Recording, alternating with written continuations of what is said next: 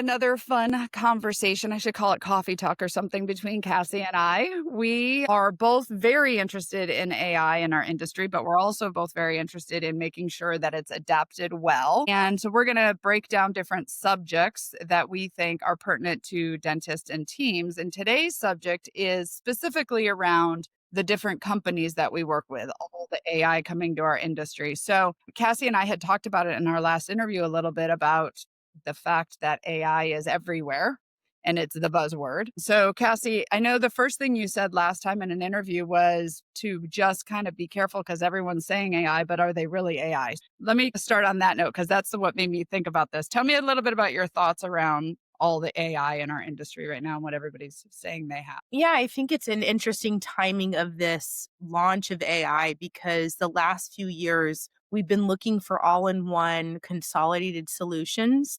And now I'm seeing an uptick in practices purchasing the one off AI component because it was advertised to them and promised to them that it would eliminate team workload. So, an example of that I shared was, turning on an AI assistant for the phones, but all it's doing is it's capturing a digital log of the call and you still have to call them back. So, it's basically turning on something that's costing you $2.99 a month, but is still, going into a voicemail system, just like your traditional voicemail. And so, not all AI is created equal. My thought process around that is it truly alleviating a need in the clinic that can't be fulfilled by human touch? And is the team benefiting from it? And that's really the key thing is I think sometimes we're quick to sign on to the shiny new object theory of like, wow, this is great. But is it really making the day to day more efficient, or is it just changing the pattern of the workflow, but the output is the same? Well, and it's interesting that we're talking about this because I started at Mango a couple months ago and we actually just pulled our first metric. So let me back up. I think one of the things that we have to be very careful of is that we tend to turn on these whatever solutions, right? And there's some out there that are promising the world. I'm a front office person, so they're talking about they'll do insurance, they'll do schedule, they'll do phones, and that concerns me because those are so important systems in our in our practice. I wouldn't give all that to a new employee. I wouldn't give it all to AI, right? But so one of the things with Mango that we were trying to handle is the missed calls because 30% ish of offices are missing calls. And what we found after the first month with a couple of our clients is that only 25% of the patients would actually leave a message, but 50% talk to the AI agent. So in that regard, at least they're talking to the agent, they're telling us what they need. We can give them a call back versus a hang up. So I think that does fill a gap a little bit on some of the things that are missing. What are your thoughts around like finding solutions to problems? Because that's one of the things that AI could be good for. Yeah, I was going to say, just right away there, you've talked about Mango in a different fashion than just traditional AI for phone answering because it's creating segmentation and establishing need. Doctors oftentimes don't know the calls that are missed after hours, those emergency calls. So for me, segmentation is everything. I think as you vet AI, it's really critical that the team is a champion for it and feels validated in the process. And I'll give you an example. Signing on AI to take on your verification of benefits can be a phenomenal aspect of AI because it's in real time, it's finding out those benefits. Believe there's a trust but verify that some systems don't have built in. And trust but verify means that I'm looking at it and going, okay, is this an accurate representation? Am I seeing something that's not what it needs to be? And the ability for modification. So anything that's prompting through AI into the system without a human touch of being able to review it and trust but verify, at least in the initial phases of determining if it's best for your clinic, is really critical. And, asking what the rate of error is, just like if you were to go to Chat GPT today and ask it a question. I'm not sure if you've ever had Chat GPT like go off on something that's completely different than what you asked. But the same is true with AI agents and embedded aspects of what's in the systems today. And we're not there yet in terms of a completely hands-free model of an AI agent because they're still learning and AI is training in response to what it is that we as humans do.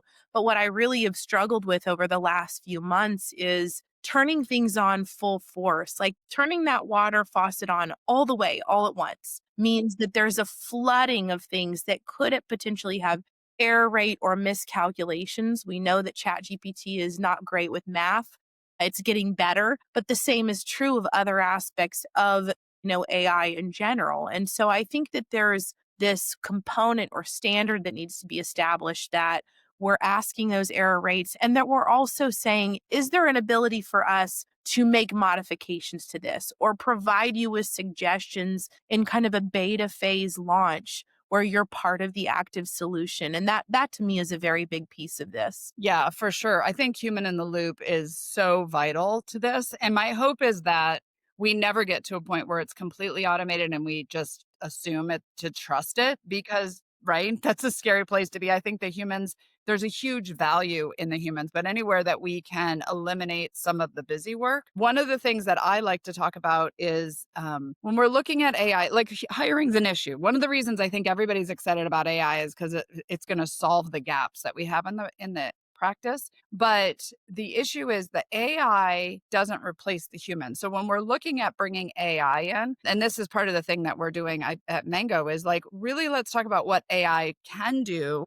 and should do that's AI is good at it versus a human. You can't replace the empathy. You can't replace the specific details that a human could do, at least at this point. So have you seen it where offices may have like just totally given so much to AI and they're not even thinking about the fact that AI isn't human? And then that's a human needs to be part of that. Yeah, I actually had a practice just this last week talk about a drop off in new patients. And we talked through it a little bit, and most of what they've implemented is automated and it includes AI. And I talked to them about the fact that I still believe there needs to be a human element that welcomes them into the practice, a video of the doctor talking to them that can be sent through text, a phone call to say, we can't wait to see you on Monday. And those human touches that for me, you and I both know this, but like the hospitality aspect of what lives and breathes in our culture today is so rare that when it's felt and touched and seen, there is a connection point that builds the relationship with the consumer.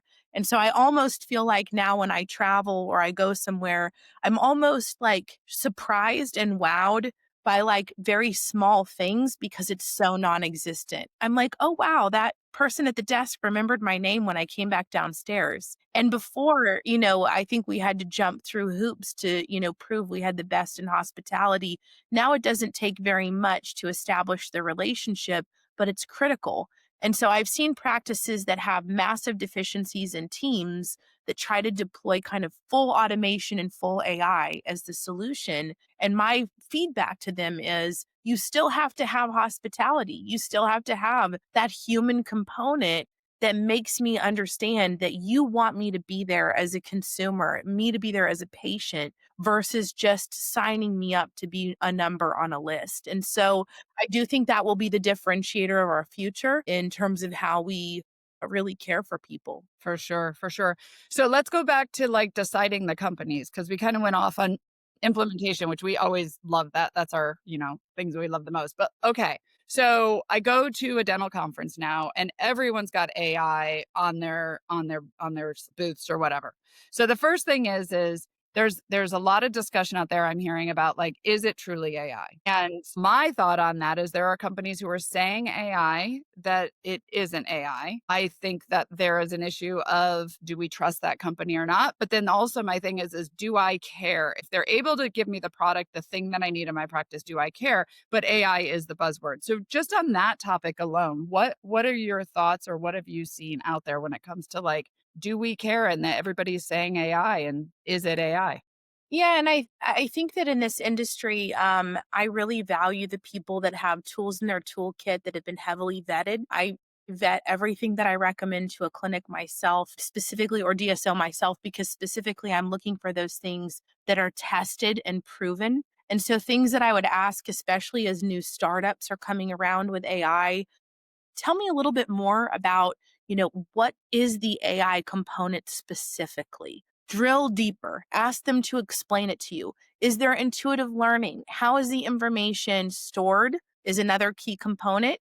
Is it being utilized across multiple platforms? Is there a chance that my competitors could benefit from the AI that you're learning and intuitively gaining from me. And then asking for things like a white paper or research around what they've vetted and tested, because most that are entering into this market have had to prove to even their investors it's working effectively. Ask for that research because you may actually find out that there is a dissatisfied group of customers that have been a part of that before, and then ask for referrals. Talk to somebody in real time. I once was recommended something with AI that, again, I test and vet myself before I'm offering it to another clinic.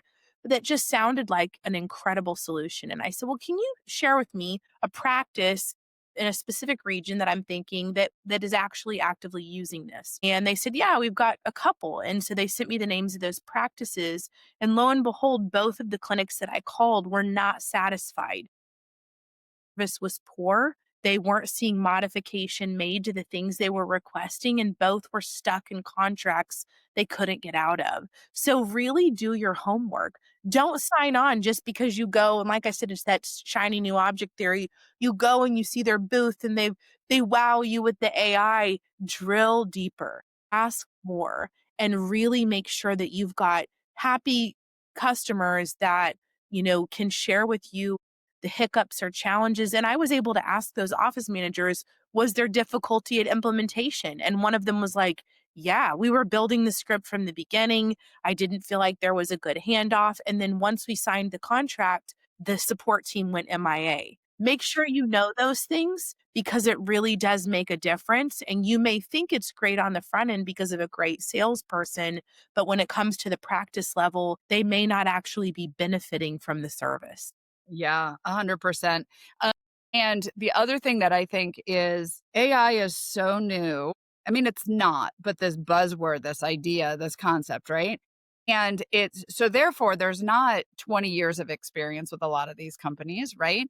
And so one of the go-tos that I ask is, why are you in dental? How are you in dental? Like, how long have you been in dental? I think I told you the story. I talked to a phone answering AI agent salesperson, and he was telling me all about it. And then I asked him, how long have you been dental? He said, like 6 months. Why are you in dental? He said, because my uncle's a dentist and there's money in this industry. And then he said to me, and I didn't even know there was a difference between an endodontist and an orthodontist. I don't want this company answering my phones if they don't know the difference between an endodontist and an orthodontist. So that story reminds me of, like, not that they have to have years of experience in dental, but they need to have the dental knowledge because we are an animal all to ourselves. So, how much do you value that? What kind of questions do you ask companies regarding, like, what do they really know? Because you can put in the shiny new tool, but your team won't love it because it doesn't really help them in their day to day of a dental office. Yeah, I usually ask them, how did you vet and determine these solutions? Did you have an advisory board? Did it include doctors? Did it include hygienists? Who was involved in the process? And really, those critical decision makers that are helping to build out whatever it is in its intuitive form really make all the difference. If I have someone that's engineering that is building out a program for me that has absolutely no idea of internal workflow of a dental clinic, which you and I know this to be true along with everybody else. Dental is different than anything else out there. It is its own beast. And there are so many finite details in dental that separate it from any other aspect of medical because of the hoops you have to jump through to make sure so many little things are correct, that I want people involved in solutions with me that have a knowledge of that. I mean, do you have someone that's been in the trenches to know the challenges of the team? And also, do you have, an active plan in mind for integration that creates champions within the practice? If they say to me, no, we really haven't thought about workflow, or, we're just working with a singular PMS right now, but right now it's living externally, breathing externally from all of these other embeddable things, that's a turnoff to me right away, because it's great to have an external tool that I could go to possibly for knowledge, but does it actually embed into the day-to-day workflow? I mean, just like the Mango screen pop where I can actually see the conversation, it's cataloged, and it's digitally stored in that patient profile. I don't have to do anything in a secondary system to look up the call to know what happened. It's recorded in real time. And those are the efficiencies I'm looking for. And if I even peg one inefficient aspect, I think I mentioned this on the last call, where the link isn't live and a team member has to go and cut and paste to an external tab just to find information. Those are immediate turnoffs for me because I know what it looks like to be on the front lines of the patient that's angry to be there because their tooth is hurting and they're scared to death. Meanwhile, I have to have all these other things right for my doctor before they're ever back in the chair. So if it doesn't alleviate, I'm not interested in adding it. If it's creating, even though it may be more knowledge or more data coming at me that would be beneficial, if it's not buildable into my workflow, it's not up for consideration. For sure, for sure. Which leads me to my next question. I'm glad you brought that up about Mango. So one of the reasons I even started paying attention and loving the idea of AI with Mango is because what they did is they found with like Mango AI notes, they've found we never have enough time. We always say put your notes in after a phone call, put your notes in. But the reality is sitting at the front desk, the doctor's there, the Yeah. patient's there, everyone's there. And we're going to get to the notes, but we hang up and we move on to the next thing. And a lot of times our notes don't go in or they're cryptic or whatever. So what Mango did is they've been in our industry for a long time, but they just added this AI feature. So when you hang up, the notes go in. So one of the flip side is that we have a lot of companies who've been in our industry for a very long time. There are some that you and I could even talk about that have been in for a long time and have sort of not around anymore. There's a lot of companies now who are in our industry, but if they're not embracing technology or AI, do you have a concern or thoughts around the companies we're working with now that aren't moving forward with their technology? Because just because they know dental, I mean, technology is changing faster than we can keep up. Yeah, I would say in talking to those companies, I mean, what are their next launch phases and what are their plans for the future? Are they going to stay stagnant? And what I really get scared about is these long term contracts. Many of the companies that are out there that are new, brand new, are asking for 12 and 24-month contracts. You don't even know the longevity of them being in business yet. There's no true proof of concept. They're just a singular external one element startup. And really, I'm looking for those companies that have been in existence for a long time that continue to evolve and grow. Because yes, there will be startups along the way that are valuable and worth entertaining, but do they have the backing and the support to keep it going? I'm never going to be a proponent for the single AI solutions being a 12-month contract. I think you need to be able to vet and see if it works and ask for an introductory phase just to see if it's even going to work within the clinic. And again, the team is everything.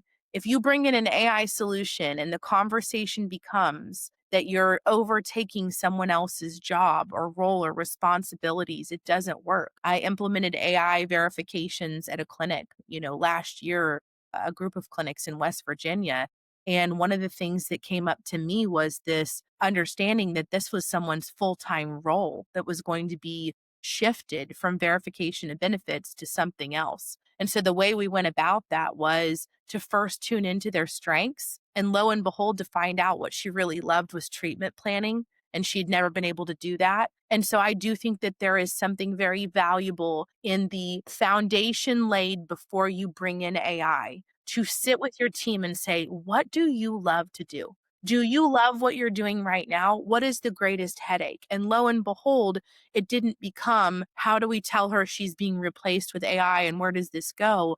Her entire position shifted based on her skills and what she loved. And now the clinic's thriving. So I think some of those foundations need to be laid before you sign the contract so that, people are in the right seats.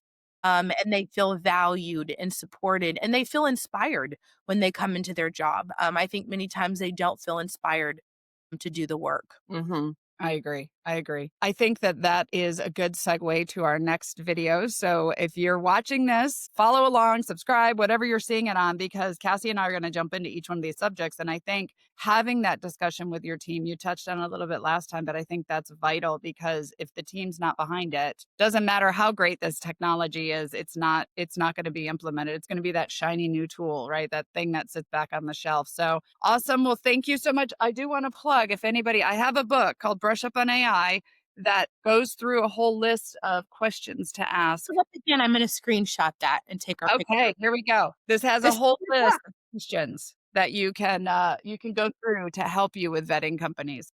yeah. Awesome. Well, thank you, Cassie. I will see you next time and we will talk about teams. Okay, talk to you soon. Bye.